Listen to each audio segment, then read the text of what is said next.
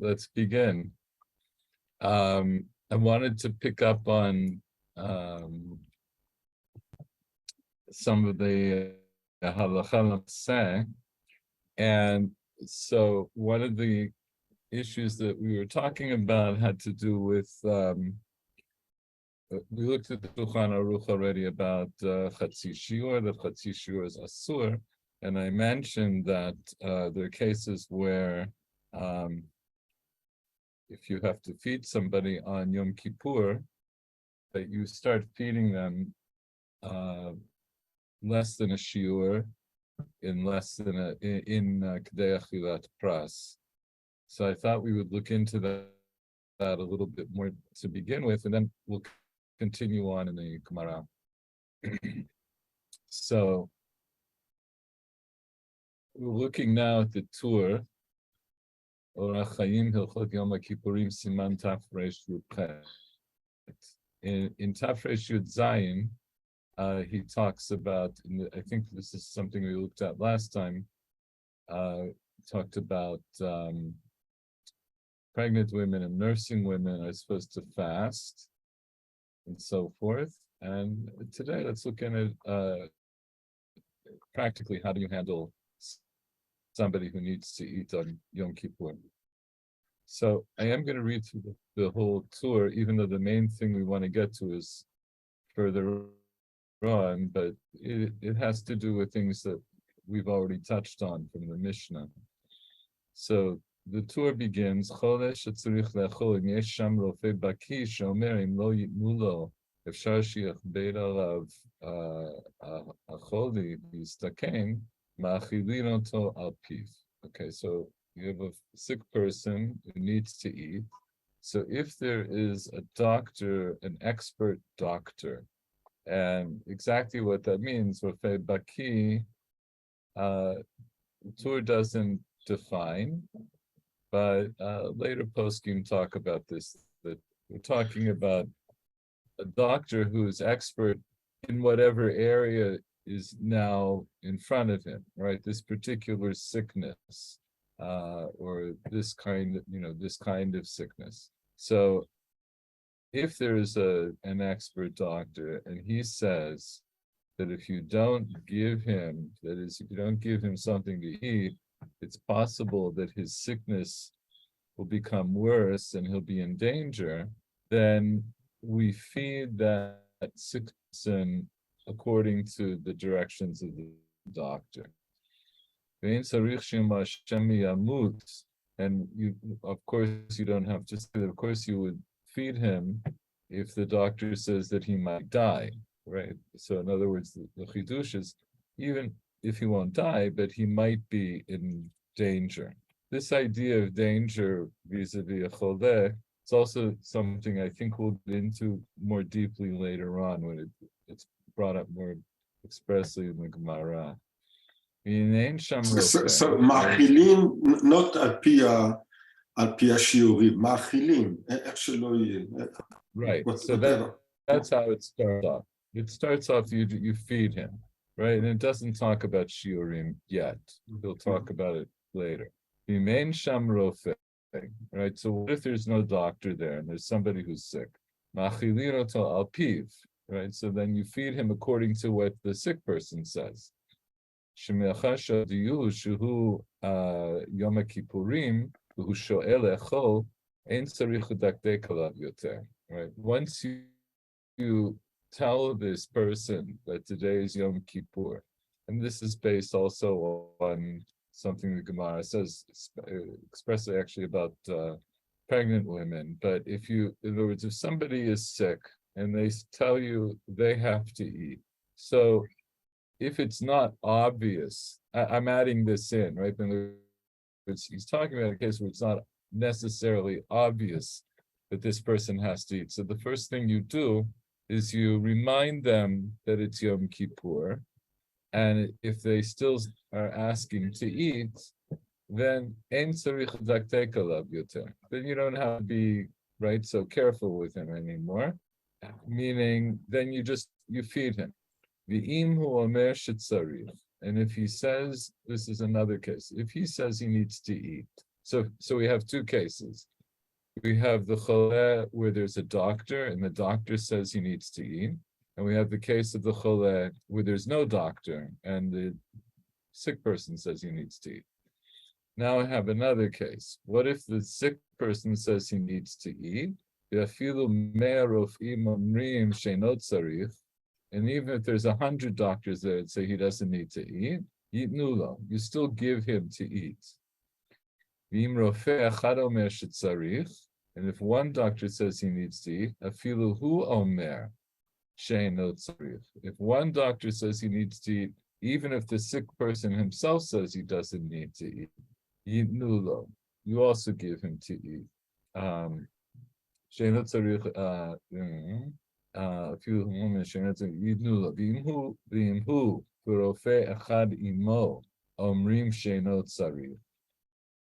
What if you have the sick person and a doctor, a single doctor, and they both agree that he doesn't need to eat? But there's another doctor and he says he does need to eat.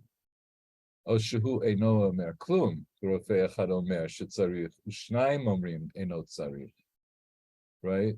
What if he doesn't say anything? The sick person doesn't express an opinion.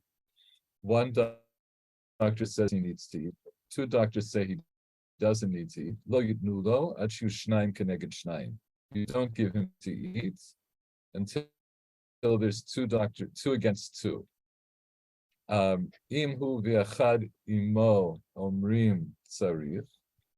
So if the sick person and another one with him says that he needs to eat, in other words, another doctor says he needs to eat, or two doctors say he needs to eat, even if 100 doctors say he doesn't need. Even if he agrees with these 100 doctors and says he doesn't need to eat, no, you still give him to eat.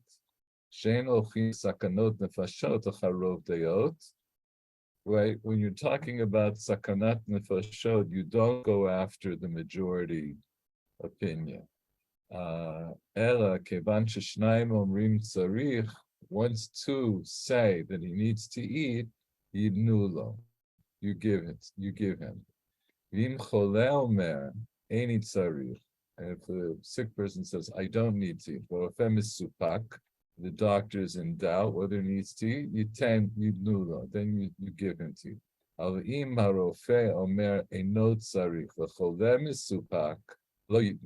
If the doctor says he doesn't need to eat, the sick person is not sure if he needs to eat, then you don't give him. There is one who says, since we learn in the Mishnah that you feed him according to experts,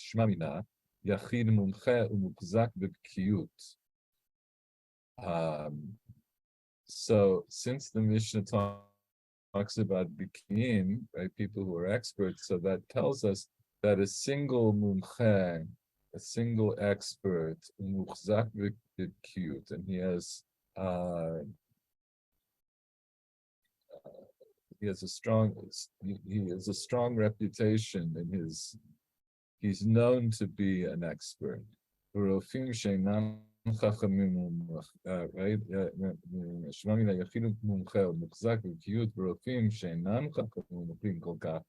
Let's say you have even one expert and you have other doctors that are not so expert. You go after the expertise and not after the number. Veno nira la Ramban, right? The Ramban doesn't agree with this. El kevan shekulam rofim v'yodim b'mlacha ein dvarav shel echad b'mekom shnayim. The Ramban says no. Since all of them are doctors and they know their work, then the word of a single doctor doesn't stand up against two, right? In other words, what is established is if you have two doctors, or the chole and a doctor, then that will stand up even against many. But if you only have one doctor who supposedly has greater expertise than all the other doctors, the Ramban says that's not enough to stand up against all these other doctors. Can I ask a question, more fundamental question about the Psika? There are many details. One doctor, 100 doctors, mumchim, yes mumchim, no mumchim, and so on. Where does all this come from? This is not written in the Mishnah. I think so. Or is every little piece of what he says here, does it have in somewhere in the Gemara or in the Mishnah That's why a reference? That's why I say this part we're going to read through. Most of what he's bringing from here is from discussions in the Gemara, right? Because every little piece, the 100, the one that it's all based on discussions in the Gemara. Yes, this is all based on discussions in the Gemara. But as we see, it's not clear cut in every case, and that's why you can have machloket. But it's not that the Tur is just pulling this out of his hat. There's discussion about all of this in the Gemara, which we'll get to eventually. And as I say, I'm only reading this now kind of superficially because it's part of this siman in the Tur. But eventually we'll come back to this in greater detail. And he says, he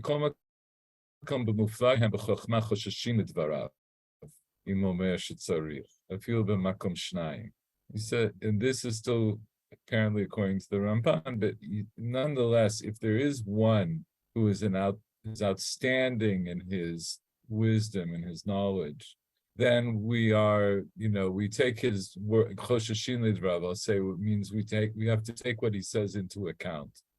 If he says that the person has to feel b'makom shnayim, even if there's only one expert doctor against other doctors. When we do now remember also, just interesting to point out, the Ramban and of course the Rambam were both doctors, so they have some knowledge of how this works in practice. When we do Rambam zichron livracha yiresh holech achar rov deot v'achar b'kiyut harovim.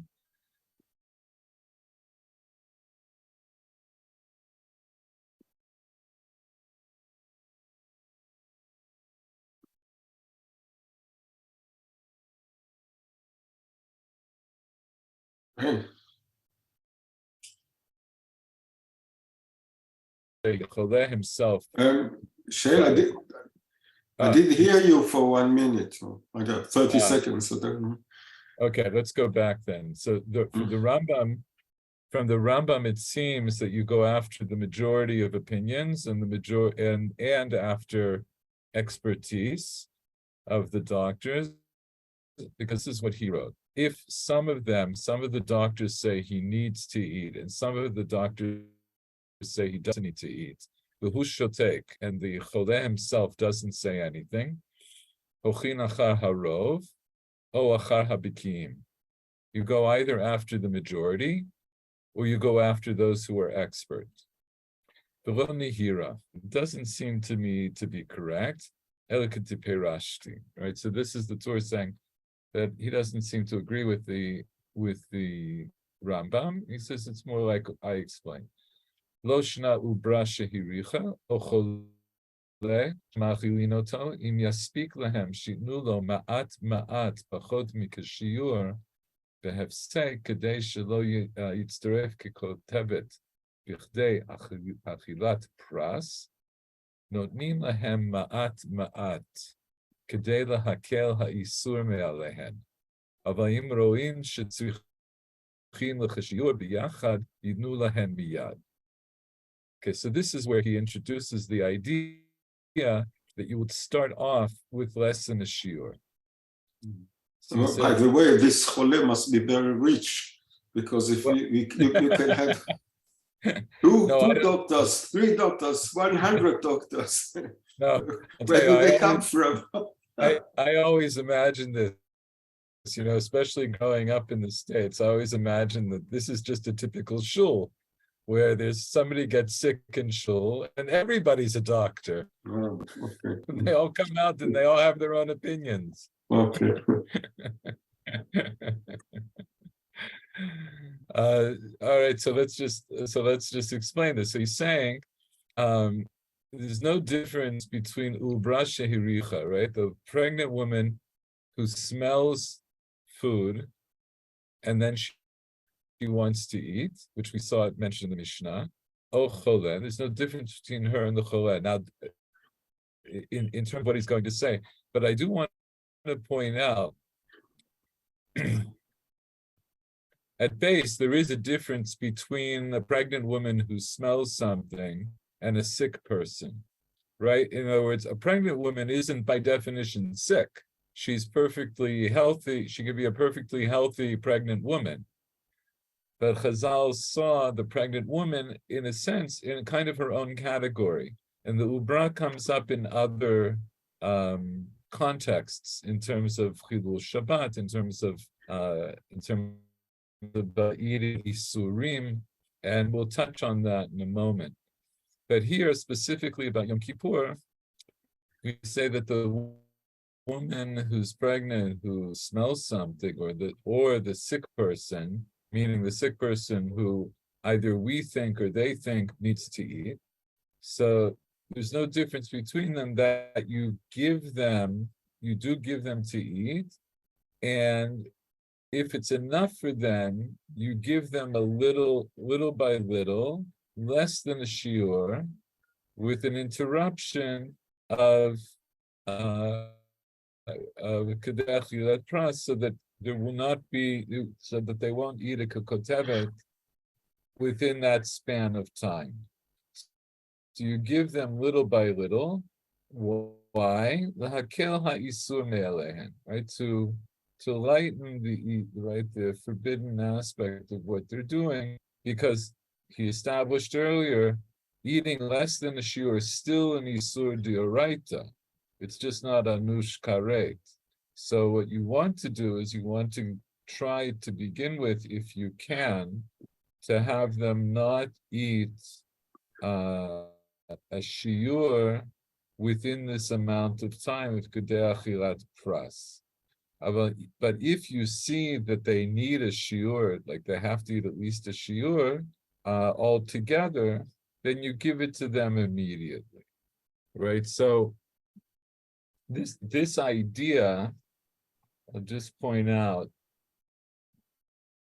the Gemara, we didn't see this in our Mishnah. We did see it in the Tosefta, right? We looked at the Tosefta, I think last week, to say that you're chayav karet if you eat a shiur b'chdei achilat pras. And then I showed you also the Mishnah in Kritot. In the Mishnah in Kritot, we saw regarding eating anything that the Torah says is asur, that there's a machoket between Rabbi Meir and the Chachamim, and the Chachamim say that you would have to eat whatever you're eating b'chdei achilat pras in order to be chayav karet.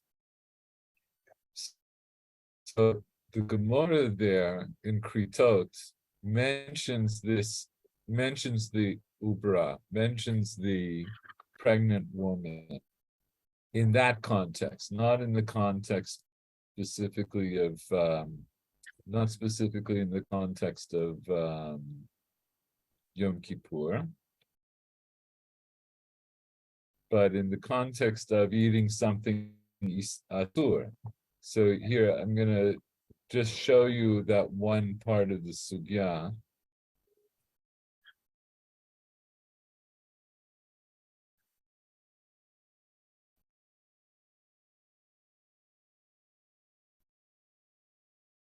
Katani hitiru la ubra lechol pachot mikashiyur. Right. So we learned in this Baita that they allowed the pregnant woman. Just a sec. To eat less than a shiur mipnei hasakana. and here they're talking about not eating on Yom Kippur. They're talking about, or they're talking about eating things that are asur to eat, like pigul, notar, tevel, non-kosher food in general, right? That the ubra is allowed to eat less than a shiur b'pnei sakana because of the danger. And then the Gemara says, "Mibnei sakana afilu tuva nami tichol."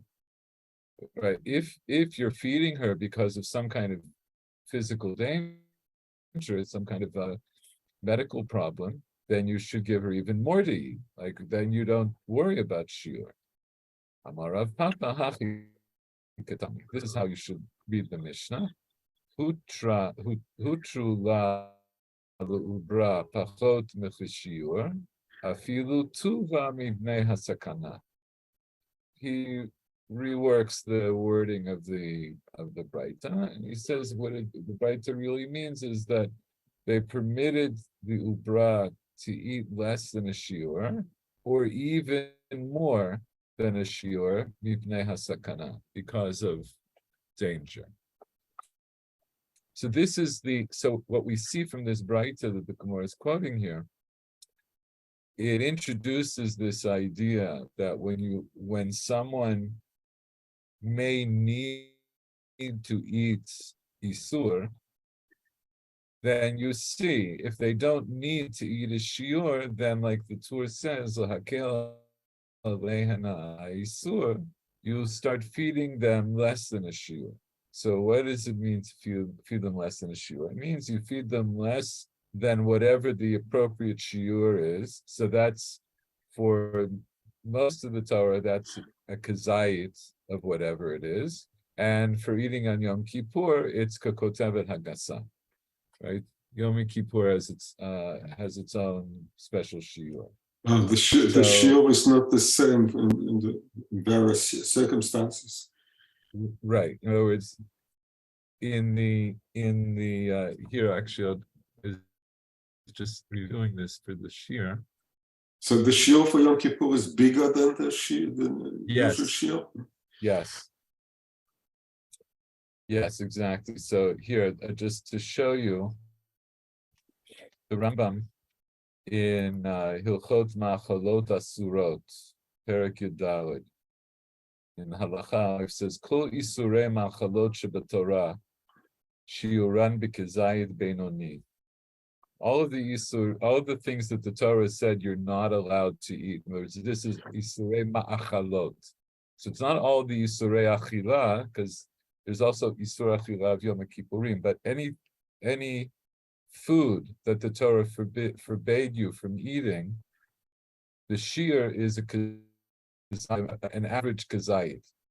Bein lemalkot, bein lekaret, bein lemita b'dei shamayim. Because, and he mentions the different punishments, because different isurim have different punishments. And we'll get into that actually a little bit further in the sugya, like pigul v'notar are a chiyuv of karet, and tevel is mitabidei shemayim, and etc. Right, the different levels of isur. Kvar be'ena sheklon mechuyav karet or mitabidei shemayim al ma'achal lokeh. We already explained that anyone who's chayav karet or mitabidei shemayim, and they ate something that was forbidden, they will be chayav malkot. Right, they will be chayav malkot.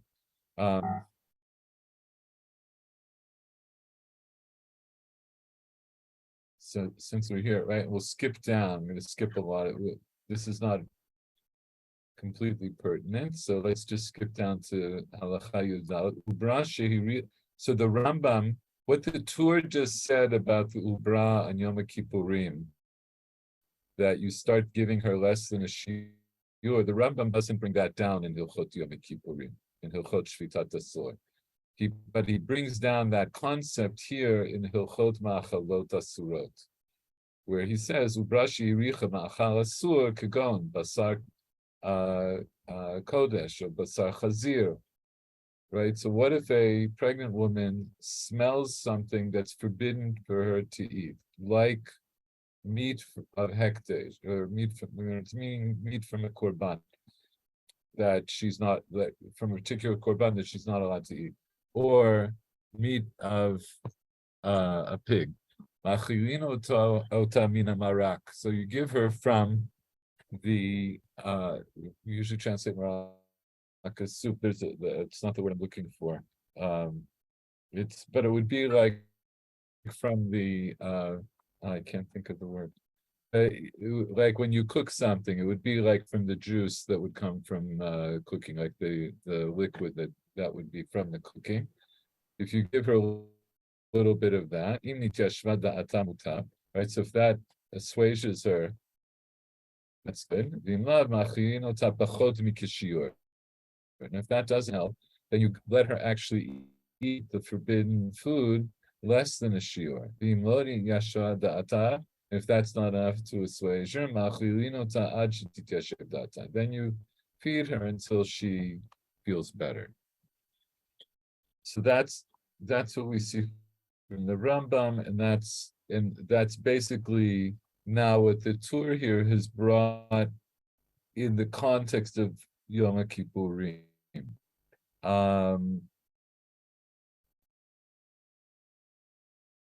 So since we're here, Laman HaSeder Atov, we'll just finish reading the Tur, and then we'll look at the Shulchan Aruch and some of the Achronim.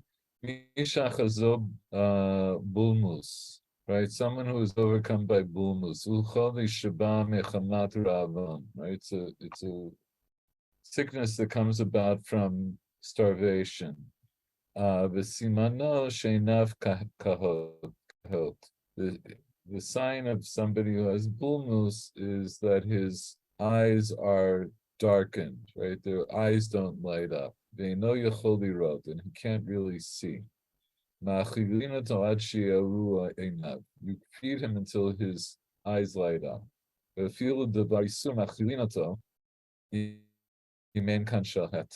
let them eat something that even something that's normally forbidden to eat, if there's nothing permissible to eat here.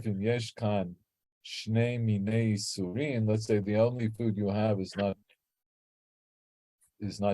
kosher, sorry, it's things you're not allowed to eat, but you have two kinds of isurin.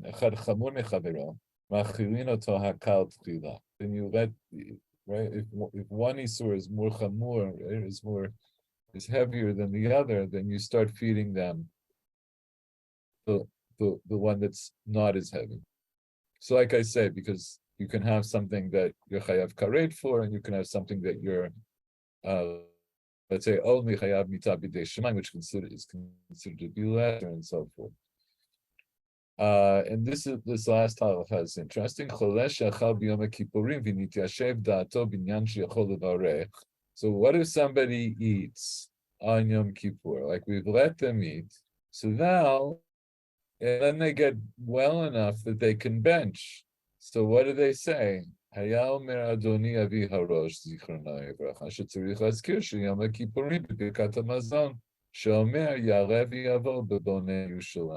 So makes sense, right?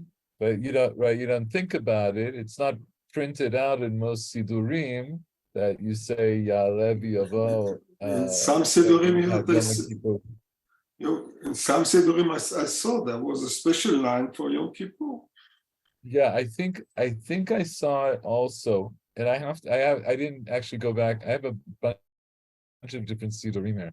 It would be interesting to see, but I do think I remember seeing it once. It says something like Misha Tzarich Lechol B'Yom Kippurim Mosif, right? B'Yom Kippurim Azeh.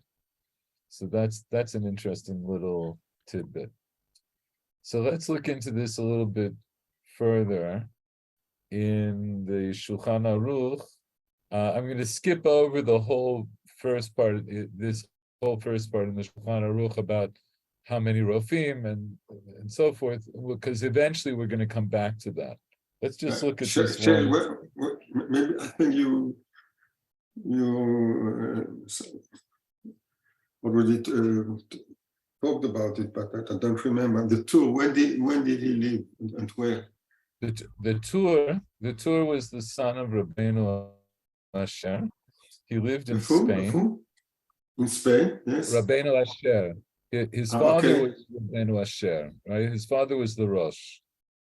Mhm. And But it's they, after the Ramban. Later. Yes. Mhm. The Torah lives in Before the the 14th Gerush, century. between the Ramban and the Gerush. Yes, and before the Gerush Sfarad.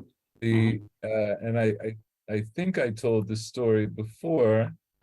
Yes, you told me, but I don't remember. No, Yeah. that's okay. So the Rosh was one of the several outstanding Talmidim of the Maram Merutenberg, right? So he was originally from Germany. An Ashkenaz, yes. He was Okay. Ashkenaz, Mamash Mhm. Ashkenaz, Mhm. right? And so when it would seem that, in fact, he was considered to be Talmid Muvhak of the Maram Merutenberg. Mhm.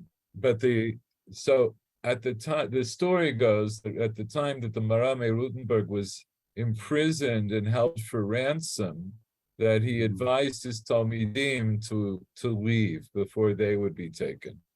And so his various Talmidim, which included the Rosh, the Mordechai, the Baal Hagot, Maimoniot, he had several very important Talmidim, they left. The Rosh fled to Spain, and he ended up in Spain, in Toledo, and he right. So and so that's where the tour was actually, I'm sorry, the Rabbi Yaakov, his son, was actually born in Germany, so he was young when they had to leave. I'm not sure, that doesn't say here. Oh no, it does say here. Let's see. He was born in 1269, and he died in Toledo in 1343. They escaped in 1303. So he was actually 34 when they left Germany, and then he lived for another 40 years. And ended up, first they went to Barcelona, and then they ended up in Toledo. So that's the tour, right? So they managed to So get out this of was at the Germany. time. This was at the time of the Crusades when they destroyed in Germany the Keilot along It was the it was Rhine.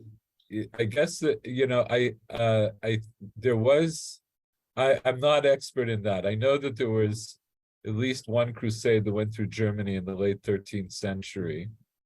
But as I say, apparently the main reason they flee, as I recall, is mainly because of what happened to the Maram Rutenberg. Right, so they're fleeing because they're worried about that. And as I pointed out, I think I must have pointed this out at some time when we looked at something from the Rosh. So the Rosh himself and the Tur, Yesh Lomar, they're very interesting figures in Jewish history because they start off in Ashkenaz and they end up in Sfarad. And the Rosh actually made certain, he made certain takanot to Anshe Sfarad, but he also accepted certain hanhagot of the Anshe Sfarad that were not common in Germany. So anyway, and of course he writes the tour. There's a long biography of him here, but he writes the tour, which is this very influential work, as we see, and that's what the Shulchan Aruch ultimately is based on. Is based really on the tour. Oh wait, actually, hold on a second.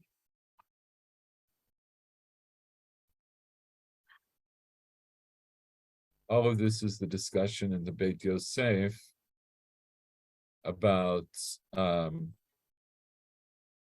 tour. So here we'll see the Beit Yosef says,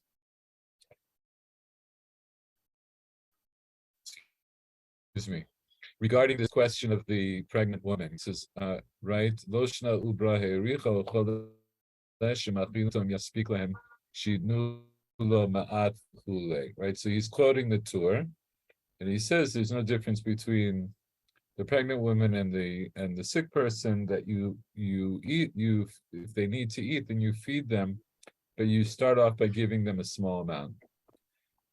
So the Beit Yosef says, Ken Katav Rosh B'Perek Batra de Yoma. This is how the Rosh paskin in Yoma. V'zeh l'shono. And this is how the Rosh puts it. Garsinan b'kritot b'Perek Amrulo. Hitiru lalu ubra lechol pachot mikashiv mibnei hasakana. Right, so this is the Gemara and Kritot that I just showed you.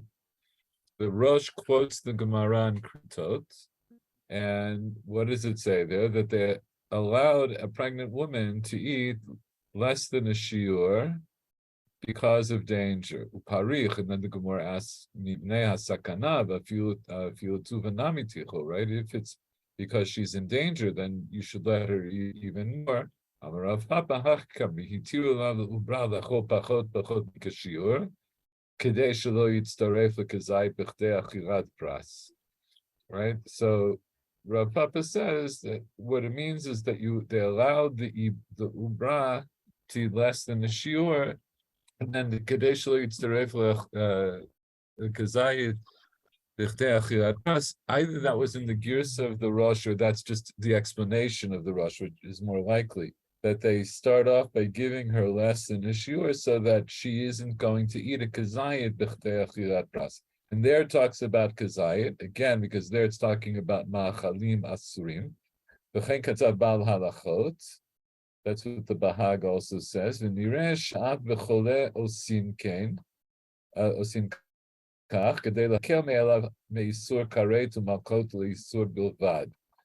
so the Rosh is saying, and it would seem that you would also do this for a sick person who either needs to eat something that's asur, or they need to eat on Yom Kippur when you're not allowed to eat at all. You do this in order to lighten the isur from the isur karet, or the chiyuv of malkot, of getting whipped, the isur bilvad. You reduce it from a punishable offense to simply an offense, right, with no punishment. The Torah doesn't need that punishment. Ad kan. That's the Rosh. So then he says, but regarding a choleh, you only do this if it's according to a doctor, etc. So here I'm gonna not go through all of this now. And we may come back and go through it again, but for the purposes of our discussion, the conclusion of the Beis Yosef is what he writes here in the Shulchan Aruch. And he says, "Kishmachiyun atubrot o etacholem achiyun otam ma'at ma'at kedei shelo yitztaref l'shiur hilkach ma'achiyun oto." And so now he gives the actual prescription, so you understand what it is. What does it mean that you don't feed them enough that it will combine to make a shiur? Therefore, you feed them like, or about 2/3 of an average size egg. Yishahu kedei achilat arba'a beitzim. And then you wait the time it takes to eat 4 beitzim.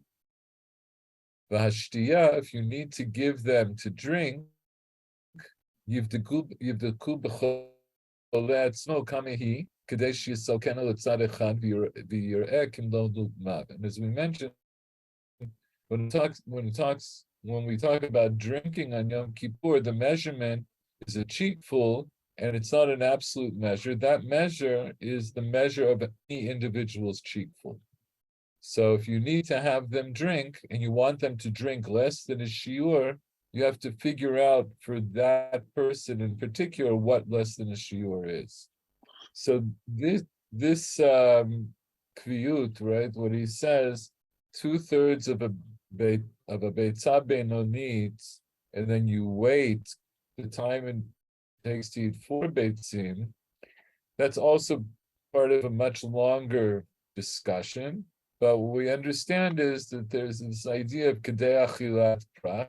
We looked at the Mishnah in the other Mishnah Kritot, So the achilat pras was like this, that if you make, there's this idea of making kikarot le'eruv. You make loaves of bread for an eruv, so you make 3 kikarot from 1 kav of flour. So 1 kav of flour is 24 beitzim. A kav equals 24 beitzim. And if you make 3 kikarot, that means each kikar is 8 beitzim. And a pras is half of 1 loaf. So the simple math is you take 1 loaf that's 8 beitzim and you divide it in half. So the time it would take you to eat a loaf that would be 4 beitzim, a half a loaf, which is 4 beitzim. Now, hold on. The Mishnah Berurah says here, Kishnei Shlishay Beitzim, Hu Adin Yoma Rak Shelo Yeh Karov LeBeitzah, Shebezeh Yesh Chiyuva. Right. So the Mishnah Berurah says it's lav dafka 2/3 of a beitzah, but it means it could even be more than 2/3, but not so close that you might be eating a whole beitzah, because then already you have a chiyuv. And Yishahu Ritzono Lamar Achar Achilato, right? So you know, you give someone less than a shiur, and from the time they finish eating less than a shiur, they wait kedei achilat arba beitzim. They wait the time it takes to eat 4 beitzim. And Mishnah Berurah says, "In kashelo lahamtin shiur zeh, hamtin al kol panim kedei shiur achilat shlosha beitzim." If it's too hard for them to wait the time it takes to eat 4 beitzim, they should wait at least 3 beitzim. Right? We saw the Rambam holds this. The Rambam holds that kedei achilat pras is the time it takes to eat 3 beitzim worth of food. Now, I'll just show you something. This question of kedei achilat pras and exactly how long that is,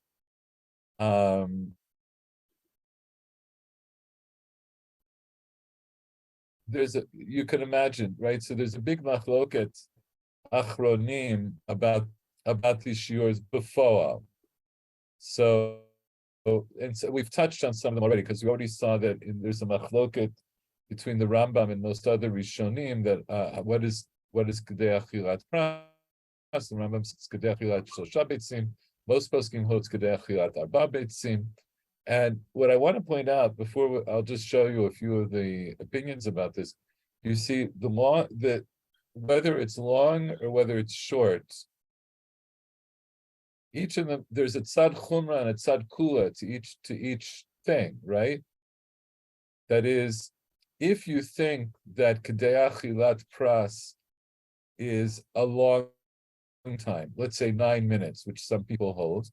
So on the one hand, when you have to eat a kazayit of matzah on Lil Pesach, what that means is from the time you start eating, you have 9 minutes to eat your kazayit. So that's a kula, right? Mitzad zeh is a kula. Because if you say that kedei achilat pras is only 3 or 4 minutes, then you might have only a third or maybe less than half of that time to eat your kazayit. On the other hand, is a gam tzad chumra, right? What's the tzad chumra? So the tzad chumra we see here in Yom Kippurim, that if you have to wait kedei achilat pras between eating less than a shiur, so then if you have to wait 9 minutes, that's going to be much harder than waiting 3 or 4 minutes. So it's an interesting halachic phenomenon. So I you know what, I won't show you all these. I don't have to take it, but I'll just tell you here. This is from Encyclopedia Talmudit, and he brings they bring the various opinions about how long Kedei Achilat Pras is, right? And so first he'll list the various opinions about how long it is, but then we brought this up as a possibility last time also. So there's a set of achronim who want to give an absolute time to Kedei Achilat Pras. So some people say it's 9 minutes from a 60-minute hour. Some people say it's 8 minutes. Some people say it's 6 minutes. Some people say it's 3 or 4 minutes. But yesh me'achronim shekatvu shebichlal ein liten shiur v'achilat pras. Some people say it isn't an absolute number, because we're not really measuring by eating eggs. We're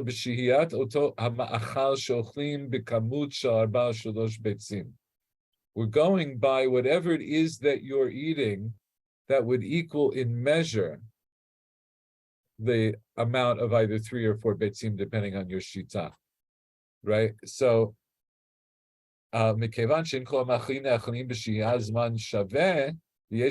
So let's say if it's going to take, let's say you have 3 beitzims worth, right? So the idea being, right, that a beitzah is midat nefach, right? It's a volumetric measure.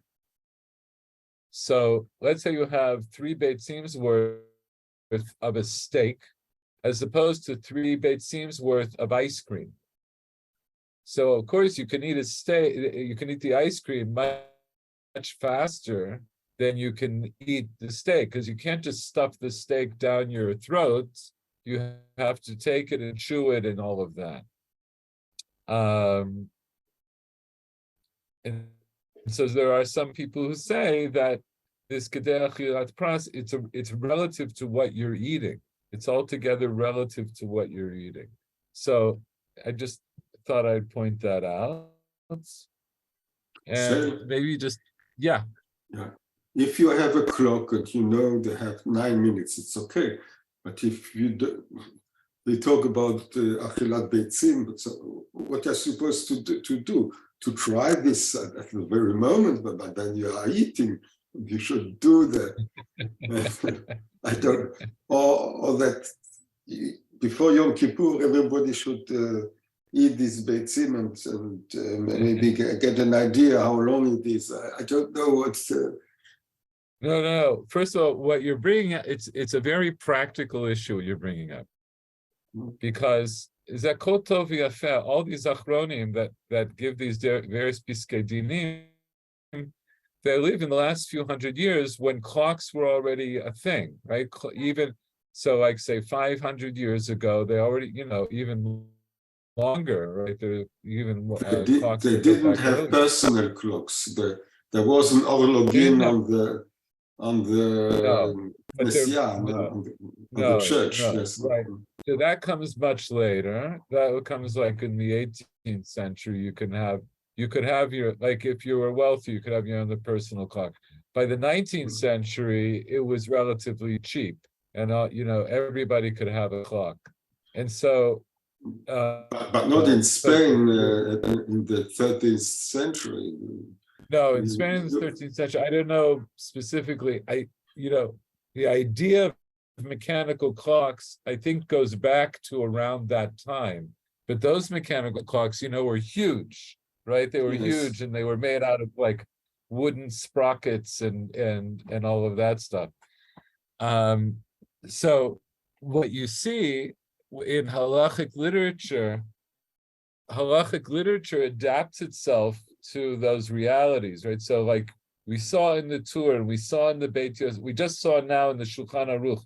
Shulchan Aruch doesn't talk about minutes. The Tur doesn't talk about minutes. They talk about Kedei Achilat Pras, and then the Beit Yosef goes further. So here the Shulchan Aruch, right? The Shulchan Aruch, just so we understand. So what the Shulchan Aruch is saying,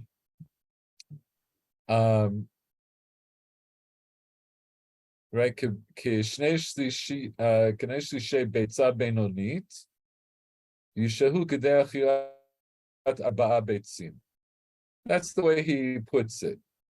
So he doesn't tell us how long that is. That's in a sense is, but based on what I'm showing you, just to give you an idea that poskim. So on the one hand, this is bichlal ze netiyah shel halacha, right? This is the inclination of halacha. You want to try to define everything as specifically as possible. And on the other hand, not everything can be so neatly defined. And as we see, Shtiyah Yoma Kippurim is something that nobody really disagrees with. Shtiyah Yoma Kippurim is always a relative shiur. But this idea of Kedei Achilat Pras, as I just showed you from a very quick look at the summary of opinions in the Encyclopedia Talmudit, some people say it's an absolute shiur, and some people say that Kedei Achilat Pras is also relative. It's relative to you, and it's relative to what you would be eating. Right? So it's not that it's 9 minutes long, but let's say if you're eating a steak, how long would it take you? Now I can tell you, for example, my 95-year-old mother, if I gave her a kazayit of steak, it could take her longer than 9 minutes to eat that, even if she was eating continuously. It takes her a very long time to eat food. And if I gave it to my 26-year-old son, it would take him a minute or two to eat a kazayit of steak. And as for me, I don't like steak, so I'm not sure how long it would take me. Anyway, I'll finish off this part of the discussion by just showing you the Aruch HaShulchan on this question. Because as usual, he gives an interesting summary. So he says, "Kadvua Tur v'Shulchan Aruch Seif Zayin." Right. So the Tur in the Shulchan Aruch wrote that and I'll just translate directly. Right. That when you feed the pregnant woman or the sick person, you give them a little by little, so that it will not combine into a shiur. Therefore, you give that person about 2/3 of an egg's worth, of a medium-sized egg's worth, and a little bit more, and then you wait the time it takes to eat 4 beitzim. V'lo pachot min gimel beitzim. You don't wait, and not less than. You don't wait in between less than gimel beitzim. V'yachar kach yochal od mat. And then afterwards you can eat a little bit more, right? So, v'chein la'olam, and that's how you can keep going. So somebody, let's say, who needs to eat on Yom Kippurim, if they don't need to eat as much as they want, then that's how they should eat. So you could even start from the beginning of Yom Kippurim and eat like that throughout Yom Kippurim, and at no point will you be over on an isur karet. You're over on eating a chatzi shiur, because we saw eating chatzi shiur is asur midioraita, but you're not over on eating an isur karet. And also, if you're choleh or ubrashi richa, for you there's a heter too, right? That Yom Kippurim is pushed aside for you. Right, and that's how you can go on all day. Right, that's how you eat, so that you don't eat a shiur of a kokotevet in the time it would take to eat half a loaf of bread. Right,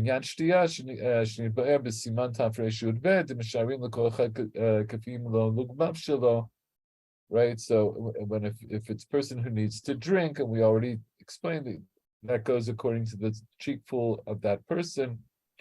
Yesh livdog. You have to check for that person. How big is his cheekful?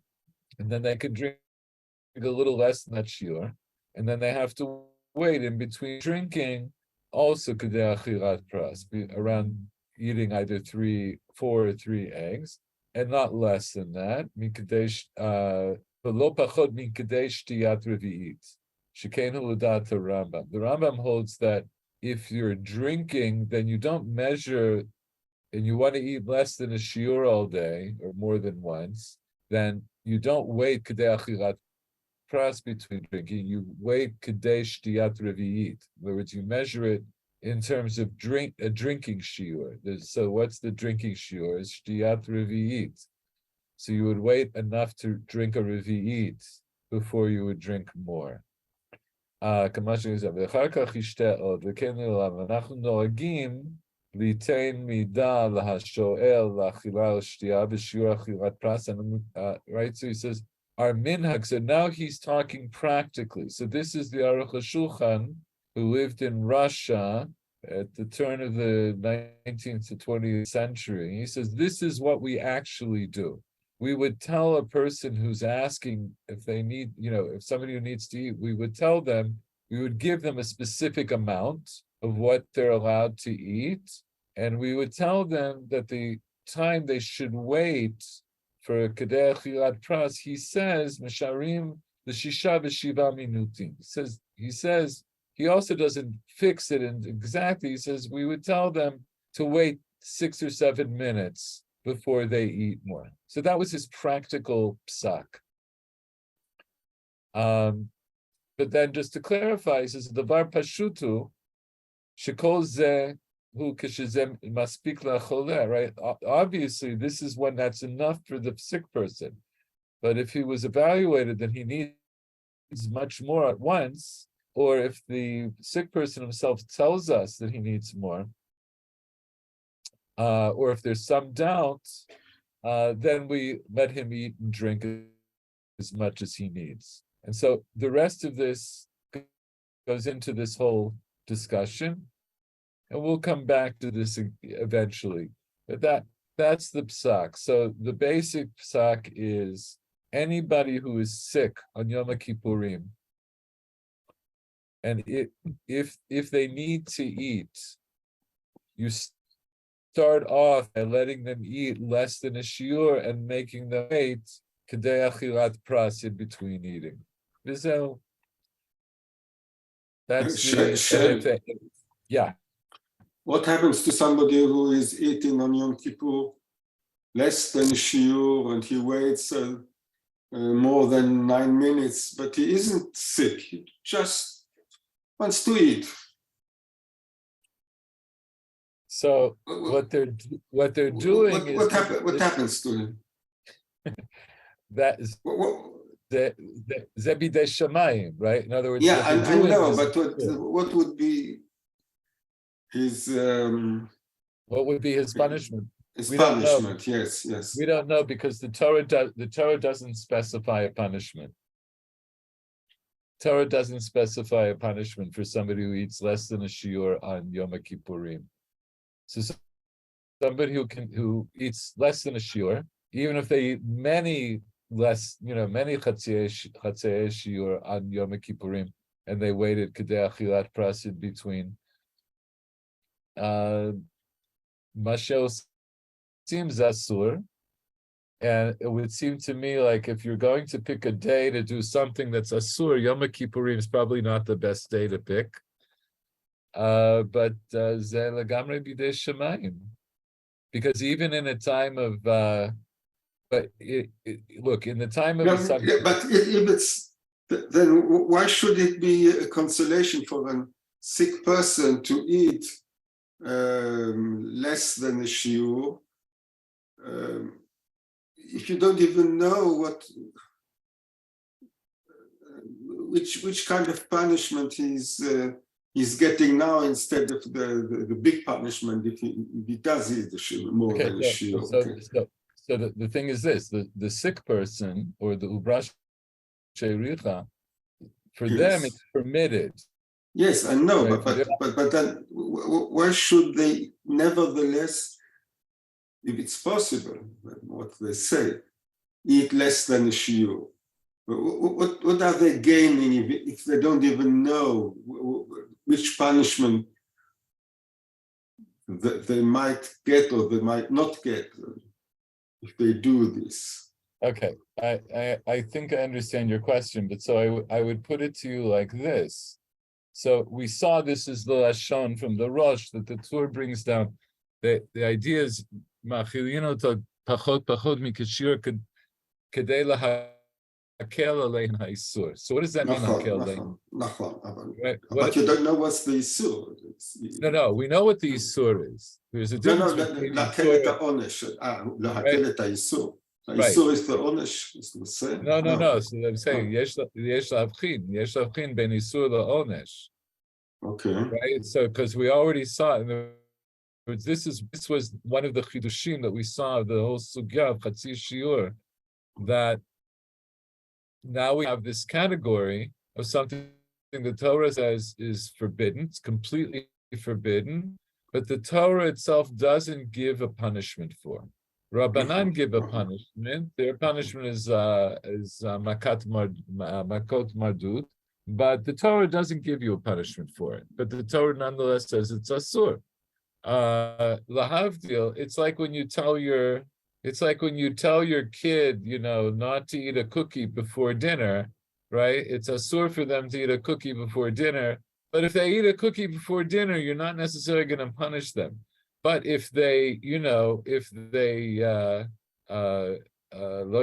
they destroy a piece of furniture or a lamp, you might give them a punishment for that. Some things are asur and you don't punish. I mean, that we have that in our own experience, right? But nonetheless, you still don't want your child to eat the cookie before dinner. So even if you don't punish them, but you try to make them understand that that's asur. So yesh lamar, that's also true here. But I think but what you're bringing up, though, it's an interesting conceptual issue that points to this idea that when we're talking about when we talk about Yom Kippurim, this is true of other Isurim as well, but when we're talking about Yom Kippurim, then we have this idea that if you can, right, even though you as a sick person, you are allowed to eat, but think of it this way: if you can get by eating less than a shiur, so that's a reflection of, let's say, how sick you are. That's a true reflection of how sick you are. Because if you're more sick than that and you need to eat more, everybody says you'll eat more. But if you can get by with less, so that's a reflection of your reality. Your reality, your situation, your true situation is you don't need to eat a shiur. So if you don't need to eat a shiur, so it's better out of respect for for Yom Kippurim, that you want to lahakel ha'isur, right? So you want to alleviate, as it were, the isur. The implication being that if you can get by with less and you eat more, then that would be asur. So you as a choleh, you're allowed to eat what you need to eat. So if all you need to eat is less than a shiur, that's all you're allowed to eat. But if you need to eat, right? And so if you eat more than what you need to eat, then you're already heading into actual isur. That's how I understand it. That's how I understand it. Can you brush your teeth with the toothpaste or with some liquid? This liquid.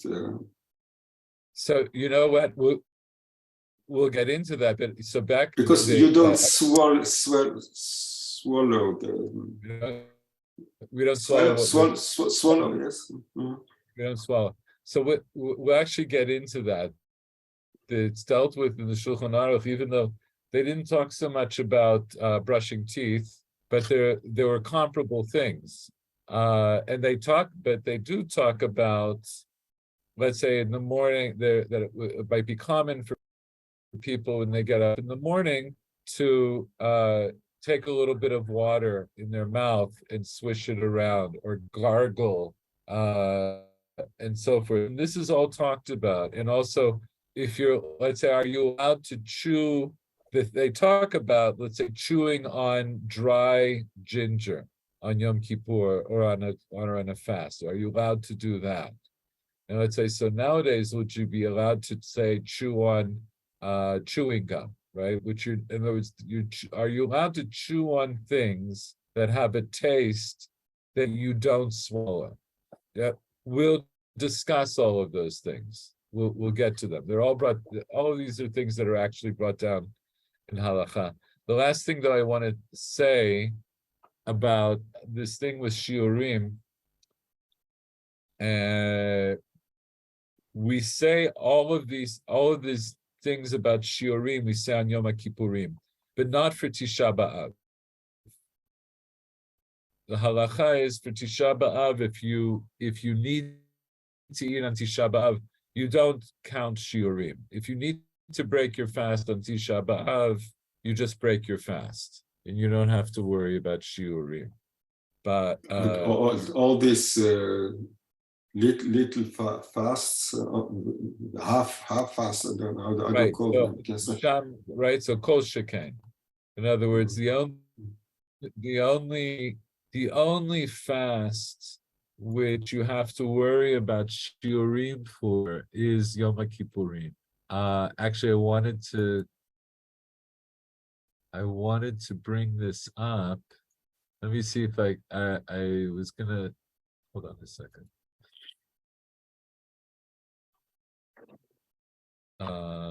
Just a second.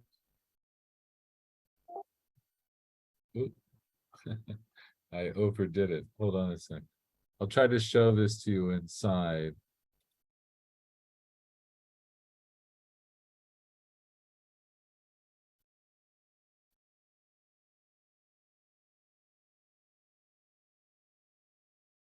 Here.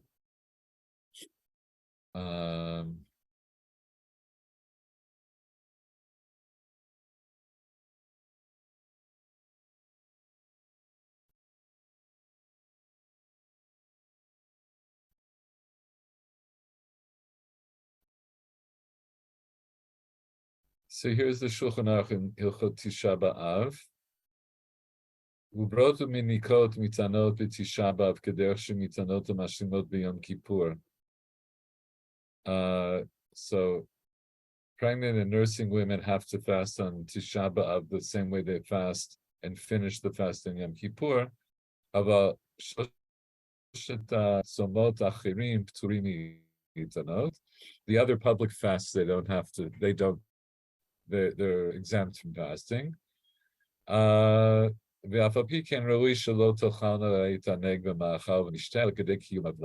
even so, if they're eating on the other fast, they should not eat like fancy food. They should just eat what they need to eat. Chaya kol 30 yom v'ken choleh shu tzarich lechol ein tzarich omed el ma'achilin oto miyad dib'makom choli lo gazru rabbanan.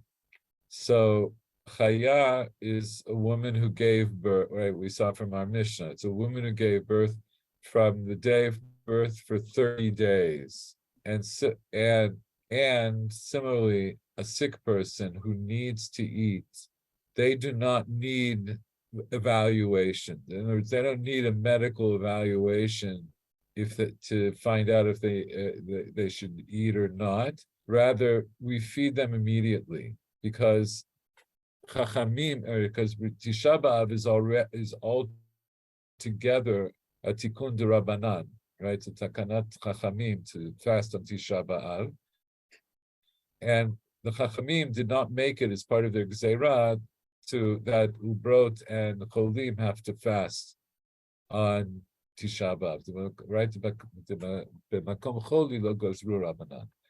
Hagal מיהו נוהגים להתל כל זמן שאין להם צער גדול שהיה לחוש לסכנה ומכיר לא הפסיד, right?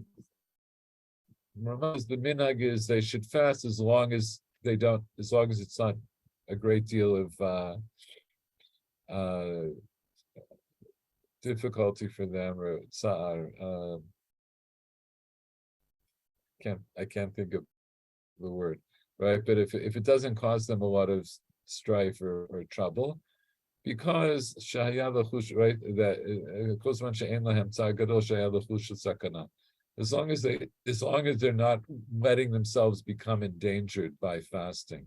And if somebody's making, right, if they're lenient to break their fast because they're feeling sick, they haven't lost anything, right? In other words, it's one of these phrases. It's in contradistinction where it says like hamachmir tavo alav bracha, but here we say hamekel lo hifsid.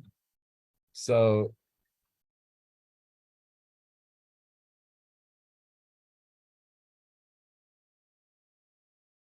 the Mishabru says, "En tzurchin omed." This refers both to the Choleh and the Ubra, and this is also how it's done to Rata Adam, which is a sefer of the Ramban, Uberan, V'Akavanah, De'en tzurich le'modu she'erim tavo yidei sakana yidei zeh. The idea is that they don't need to be evaluated to determine if they will be endangered by fasting, because even if there is no danger, once you are in the category of someone who is sick, you don't have to fast. V'ayin bi'alkutei pri chadash shekatav derutzano lamar demistama machilin ota. Aval im kimlad laho yoledet b'gavad dematzit li'tano dahayna shirata atzon b'riyah az mechuyevet li'tano. So it's brought down from the Pri Chadash regarding specifically a woman who gave birth. If she herself says, "I'm fine," then she really has to fast. Okay, but in other words, it's going to depend on the situation. Right?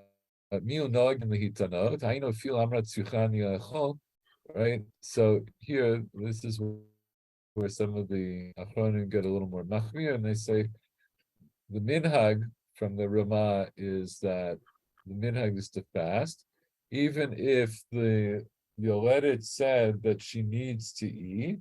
The dafka char shiva. This is only after 7 days after she gave birth. About toch shiva, afilu amra eini tzricha ein la lihitanot.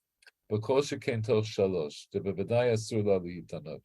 So the Mishabru here is introducing something that's specific to a chaya, to a yoledet, where the Gemara elsewhere, the Gemara in Shabbat, differentiates Chilul Shabbat for a woman who gave birth between the first 3 days after she gave birth, the first 7 days, and the first 30 days.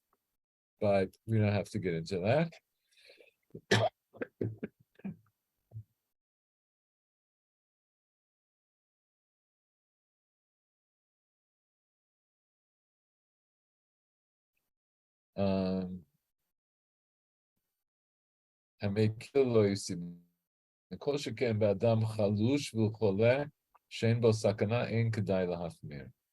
Right? So if you have a person who's weak and he's sick, in other words, that he has his general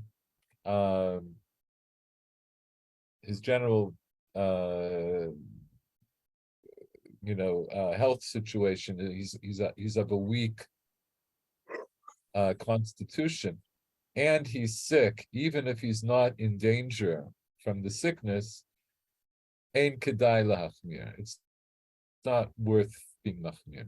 So that's just a contrast with Yom Kippurim. So in Yom Kippurim, we have this whole thing that we see if you need to eat based on all these criteria that we have, we looked at a little bit, we'll get into more deeply later.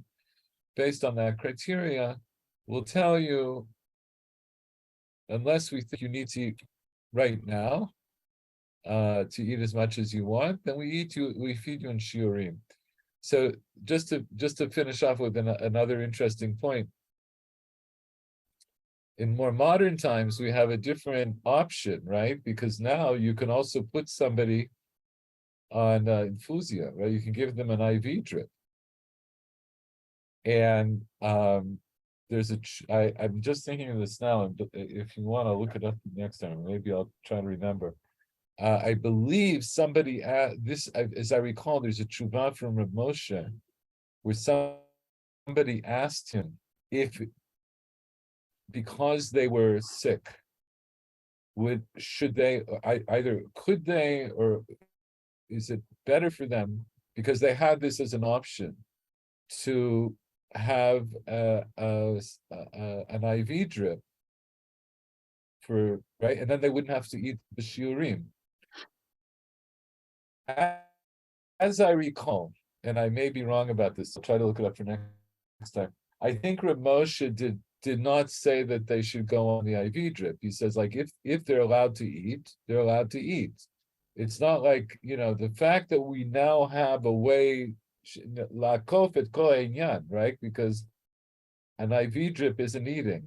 But he says, no, like, if you're allowed to eat, you can eat, and if you're not allowed to eat, don't eat. But believe nether, I'll look that up for next time. But I think we'll leave it for now. So next time, maybe I'll mention that. But we're going to continue on in the Gemara. We're going to get into Chazal's sources for how we know specifically that Inui Nefesh refers to eating and drinking. So we're going to get into those discussions next week. And in the meantime, I wrote everybody. I was supposed to have traveled today to the United States. For right now, my trip is indefinitely delayed.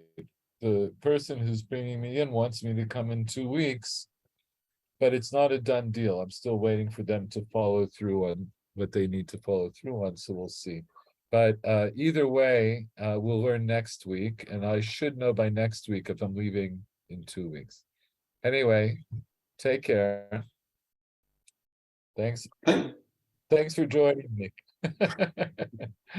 I think the other people will catch up with the video. Shkoyach to you. Okay. Laila tov. Laila tov.